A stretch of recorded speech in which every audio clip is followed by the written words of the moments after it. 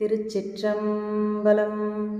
அண்ணாமலையம் அண்ணா போற்றி, கண்ணாரமுதக் கடலே போற்றி, தென்னாடுடைய சிவனே போற்றி, எந்நாட்டவர்க்கும் இறைவா போற்றி போற்றி.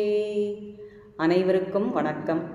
ஆதிரை திருநாளாம் இந்த சிறப்புமிக்க நன்னாளில் ஆன்லைனில் அவனருளாலே அவன் நாமம் பற்றி சில வரிகள் இங்கு நான் பேச உங்களுடன் இணைந்துள்ளேன். பக்தி மார்க்கங்கள் பலவிதம். சத்புத்திர மார்க்கம், தாச மார்க்கம், சக மார்க்கம், சன்மார்க்கம், இப்படி பல வழிகள் அவனை அடைய. சைவம் தழைத்தோங்க செய்த சமயக்குறவர் நால்வரில் திருஞான சம்பந்தரோ சத்புத்திர மார்க்கத்தை கைக்கொண்டு சிவனே என் தந்தை என பாச வழியில் நின்றார். திருநாவுக்கரசரோ தாச மார்க்கத்தை கைக்கொண்டு என் கடன் பணி செய்து கிடப்பதே என தொண்டரானார். சுந்தரர் சக மார்க்கத்தை கைக்கொண்டு சிவனுக்கு அணுக்கமான தோழனாகி இறைவனாலேயே கைலாயத்திற்கு அழைக்கப்பட்டார். மணிவாசகரோ ஞானம் மிக பெற்று சன்மார்க்கத்தை கைக்கொண்டு நாயக நாயகி வழி முக்தி பேறு அடைந்தார். இறைவனின் பெருமைகளை நாயகன் நாயகி பாவத்தில் கூறுவதே இத்திருவெம்பாவை. சரியை, கிரியை, யோகம் என்ற 3 நிலைகளில் சரியையால் உண்ணாமுலை உமையாளோடும் உடனாகிய ஒருவனின் அருளால் ஞானப்பாலுண்ட சம்பந்தனும், கிரியை எனும் உழவாரப் பணியால் உய்ந்த நாவுக்கரசு என இறைவனால் அழைக்கப்பட்ட திருநாவுக்கரசரும், யோகம் எனும் நற்பேராகிய நட்பினால் சுந்தரா என அழைக்கப்பட்ட வன்தொண்டரும் பாடிய திருவண்ணாமலை தலைவன் அண்ணாமலையானை வணங்கி மணிவாசகர் பாடியருளியதே இப்பாவை பாடல். இப்பாவை பாடல் எங்கனம் எழுந்தது எனில், பல தலங்களை தரிசித்த மணிவாசகப் பெருமான் திருவண்ணாமலையை அடைந்தது இந்த சிறப்புமிக்க ஆதிரை திருநாளிலேதான்.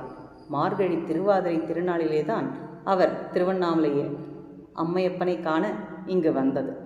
இதனாலேயே மார்கழி மாதத்தில் பெண்கள் நீராட செல்லும் வழக்கத்தை ஒட்டி இந்த பாடல்கள் எழுதப்பட்டுள்ளன. மார்கழி மாதத்தில் பெண்டிர் தம் இல்முன் கூடி பிற பெண்டிரையும் வீடுதோறும் சென்று எழுப்பி நீராட அழைத்துச் செல்லும் வழக்கத்தை ஒட்டியே பாடப்பட்டுள்ளது.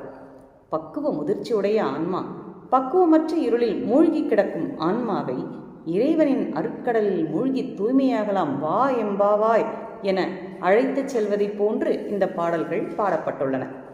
இதனை சத்தியை வியந்தது என்பர். சத்தியாவது அருள், திருவருளால் புகழ்தல். திருவருள் பெற இறைவணக்கம் அவசியமன்றோ? திருவண்ணாமலை தலத்தில் உள்ள இறைவன் இடப்பாகத்தை உமைக்கழித்து அம்மையப்பனாக காட்சியளித்த இந்த தலத்திலே இந்த பாடல் பாடப்பட்டுள்ளது. இப்பாவை தொகுப்பில் அமைந்த 9வது பாடலாவது, முன்னை பழம்பொருட்கும் முன்னை பழம்பொருளே, பின்னை புதுமைக்கும் பேர்த்தும் அப்பெற்றியனே, உன்னை பிரானாக பெற்ற உன் சீரடியோம், உன்னடியார் தாழ்பணிவோம், ஆங்கவர்க்கே பாங்காவோம். அன்னவரே எம் கணவர் ஆவார், அவருகந்து சொன்ன பரிசே தொழும்பாய் பணி செய்வோம், இன்ன வகையே எமக்கு எம்கோன் நல்குதியேல், என்ன குறையும் இலோம் ஏலோர் எம்பாவாய். அதாவது இப்பாடலில் முற்பட்டனவாகிய பண்டை பொருட்கள் யாவற்றுக்கும் பழமையான மெய்ப்பொருளே, பிற்பட்டனவாகிய பின்னை புதுமைக்கும் புதுமையான சிறப்பை உடையவனே, உன்னை ஆண்டவனாக பெற்ற உன்னுடைய சிறப்புமிக்க அடிமைகள் நாங்கள். உன் தொண்டர்களின் திருவடிகளையே தொழுவோம், அவர்களுக்கே உரிமையுடையோராய் ஒழுகுவோம். உன்னடியாரே எம் கணவராய் ஆவார், அவர் விரும்பி கட்டளையிட்ட வண்ணம் அவருக்கு அடிமையாக குற்றேவல் செய்வோம். எம்பெருமானே, இந்த வரத்தையே எமக்கு நல்குவீராயின் ஏது குறை எமக்கு என பாவை ஒருத்தி வேண்டுவதாக இப்பாடல் அமைந்துள்ளது. இதில் கூறப்பட்டுள்ள நுணுக்கமான மெய்ப்பொருள் யாதெனில், ஆண் மக்கள் ஒழுக்க சீலராக சிவநெறி உடையவராக இருப்பின் அவருக்கு என்றும் பணி செய்து அன்புடையவராய் வாழ்வோம். அதனால் நின் அடியாரையே எமக்கு கணவராக அருளுவீரானால் அதைவிட பெரிய பேறு வேறு என்ன உள்ளது? இல்லறம் நல்லறமாகும், வீடு பேறு நிச்சயம் சத்தியம். ஆண் மக்கள் எவ்வாறு ஒழுக்க சீலராக சிவனடியாராக இருக்க வேண்டும் என பெண்கள் விரும்புவர் என்பதையும், அப்படிப்பட்ட கணவருக்கு அடிமையாக வாழ்வதே தாம் பெற்ற பெரும் பேராக எண்ணி பெருமை கொள்ளும் பெண்டிரின் வாழ்வியலையும் மிக அழகாக நாயக நாயகி பாவத்தில் பக்தியோடு இயைந்து கூறப்பட்டுள்ளது. இப்பாடலின் பொருளையே இதன் தொடர்ச்சியாக பாடிய 19வது பாடலிலும் வலியுறுத்தி உள்ளமை கூர்ந்து நோக்கத்தக்கது.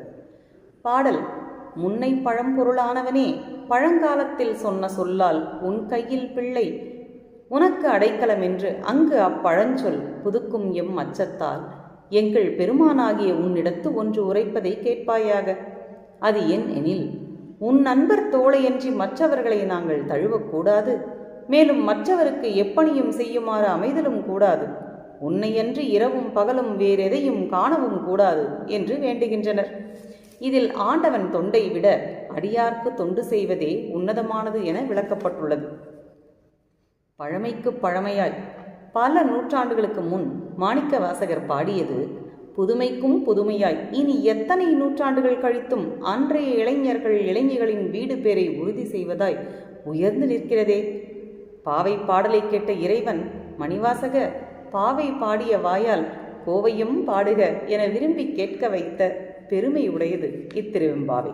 வானும் மண்ணும் எட்டினாலும் காணவியலா அண்ணாமலை வாழிய. அண்ணாமலை அருள் பாடிய மணிவாசகர் வாழிய. மணிவாசகரின் தமிழ் வாழிய வாழிய.